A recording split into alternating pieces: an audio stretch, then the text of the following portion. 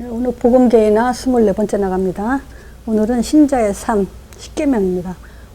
이거는 여러분들도 십계명 그러면 아시죠? 출애굽한 이스라엘 백성들에게 주신 말씀입니다. 자, 그 말은 뭐냐면 구원받은 자에게 주신 말씀. 그럼 말하자면 구원받은 자의 삶이죠. 구원받은 자는 어떻게 살아야 하는가. 사실 저는 그래요.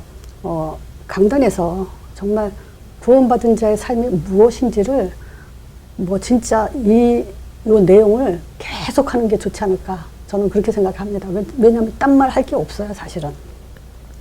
자, 우리가 그러면 구원받은 자는 어떻게 살아야 되냐 했을 때, 출애굽기 20장 4절에서 5절에 보면요, 십계명을 사실은 두 가지로 이렇게 구분할 수 있죠. 마태복음 22장 35절에서 40절에 보면 율법사가 물어보죠. 한 율법사가 예수님을 시험하면서 물어봐요. 율법 중에 어느 계명이 제일 크냐고. 자, 그랬을 때 예수님이 두 가지로 말씀하시죠. 내 마음을 다해서 목숨을 다하고 뜻을 다해서 주 너희 하나님을 사랑해라. 이것이 첫째 되는 계명이고, 둘째는 내 이웃을 내 몸과 같이 사랑해라. 그러니까 십계명을 두 가지로 나누면 이렇게 하나님 사랑, 이웃 사랑 이렇게 있죠. 자, 그런데 1계명에서 첫 번째 계명이 뭐냐? 오직 하나님만 사랑을 하죠. 너는 나 외에 다른 신들이 내게 있게 하지 말지니라. 자, 이 말을 우리는 어떻게 생각할 수 있냐면요. 오직 하나님만 생각해라. 이렇게 생각하죠. 근데 이렇게 되면은 제가 이 복음 개인화에서 1강에 얘기했죠. 하나님 그런다고 다 하나님 아니라고. 그거 굉장히 중요합니다. 그래서 이 첫째 계명 첫 단추부터 잘 끼고 들어가야 돼요. 신앙생활은. 자, 그래서 우리가 봐야 될 게 여기서 신명기 6장 4절에서 9절. 여기도 똑같은 말을 하죠. 지금 신명기에서 오직 이스라엘아 들으라 하면서 우리 하나님 여호와는 오직 하나님 여호와시면서 마음을 다하고 뜻을 다하고 힘을 다해서 내 하나님 여호와를 사랑하라 그러죠. 이 말씀을 지금 내 마음에 새기고 자녀에게 부지런히 가르치고 집에 앉았을 때든지 길을 갈 때든지 누워있을 때든지 얼마나 이게 지금 강조합니까, 이거를.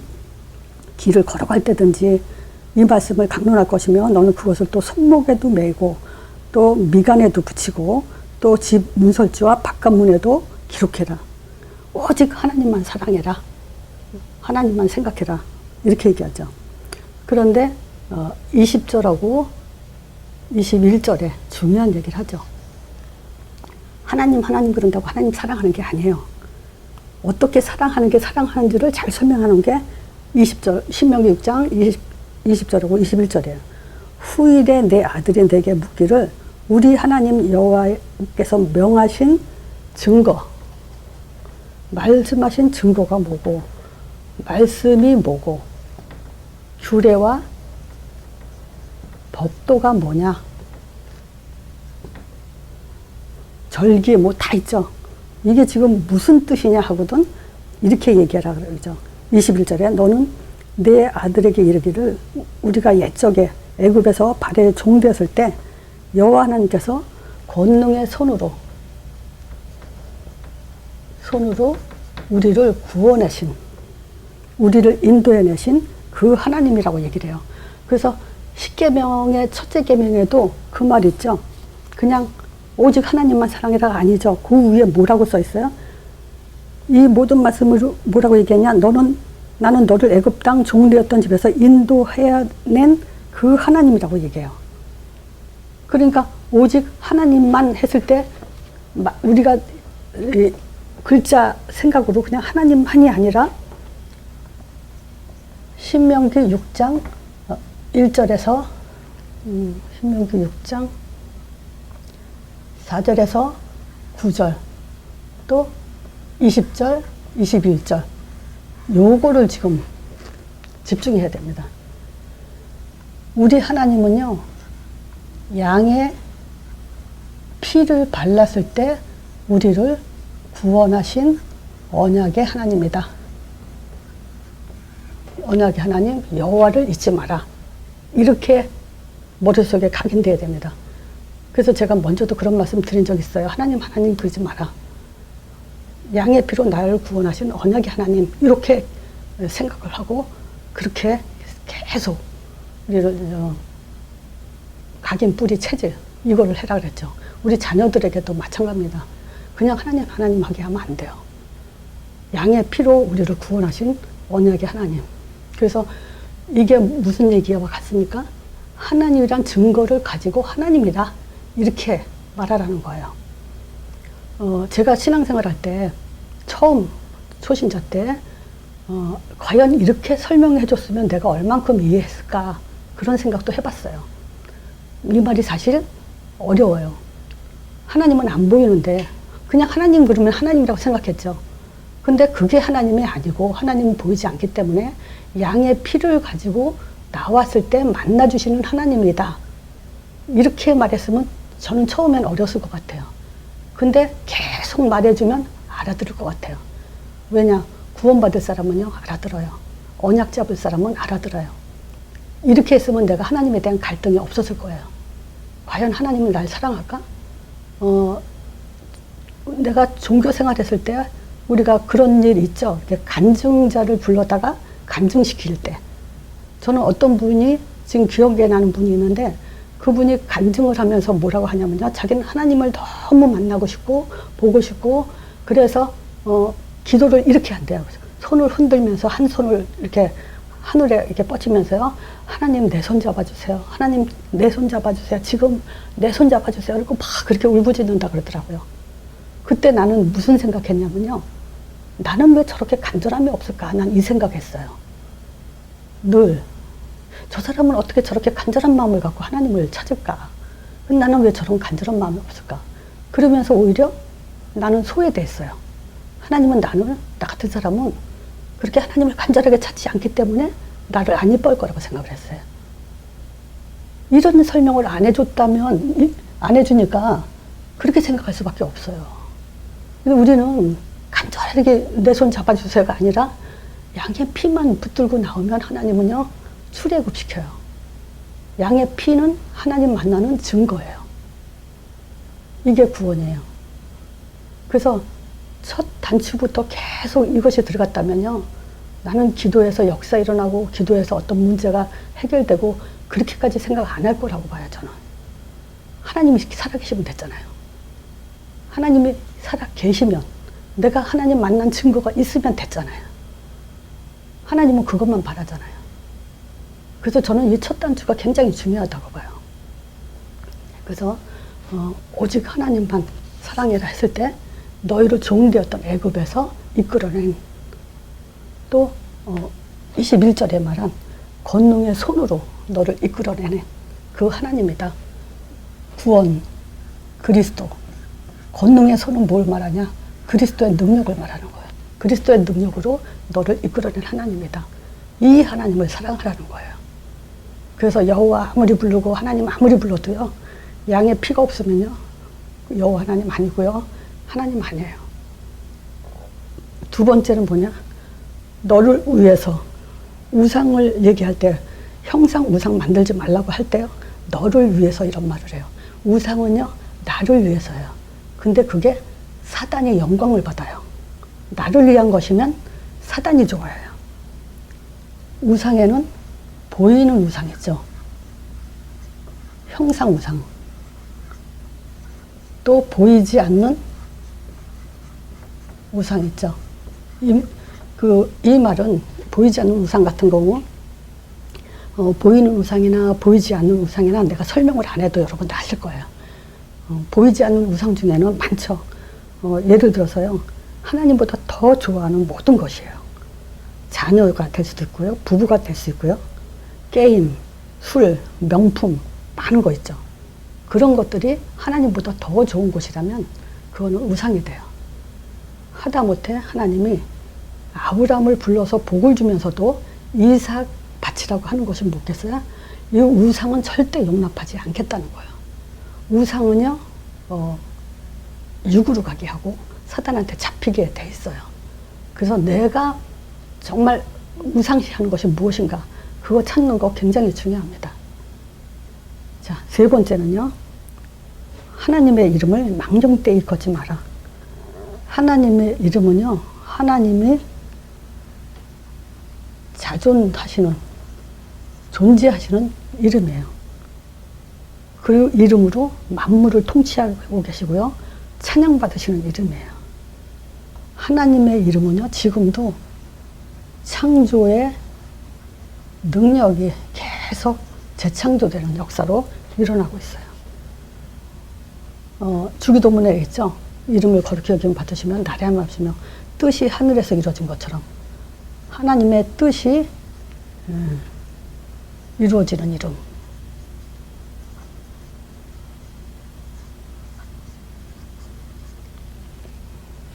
하나님의 이름은요, 어마어마하죠.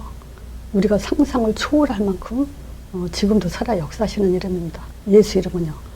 그리고 그 이름으로 계속 하나님의 뜻은 이 땅에서 계속 자기 뜻을 이루고 계세요. 자, 안식일을, 네 번째 계명이 안식일을 거룩히 지키라 하죠. 지금 말하자면 예배에 대한 얘기죠. 근데 예배에 교회 가서 예배 드린다고 예배 드리는 게 아니죠. 안식일날 예배 드릴 수 있는 자격이 주어져야 되는데 그게 1계명, 2계명, 3계명 1계명부터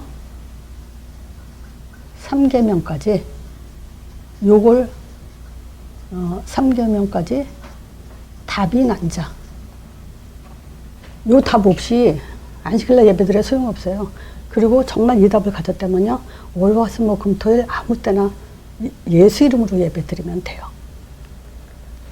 자, 그래서 1계명은 뭘 말하죠? 하나님의 언약. 그리스도의 말씀. 하나님은 말씀하시는데 그리스도의 말씀으로 말씀하시죠. 그냥 말씀이 아니에요. 그리고 이 보이는 우상, 또 보이지 않는 우상, 이 우상 때문에 우리가 뭐가 문제가 생기냐면요. 우선순위와 성령인도, 우선순위가 바뀌게 되고 성령인도를 못 받게 돼요. 하나님의 인도 속에 사는 이런 사람이 예배드리는 거예요. 그리고 하나님의 능력의 이름을 가지고 힘입는 자, 신뢰하는 자. 하나님의 이름을 망령되 일컫는다. 이 말은요.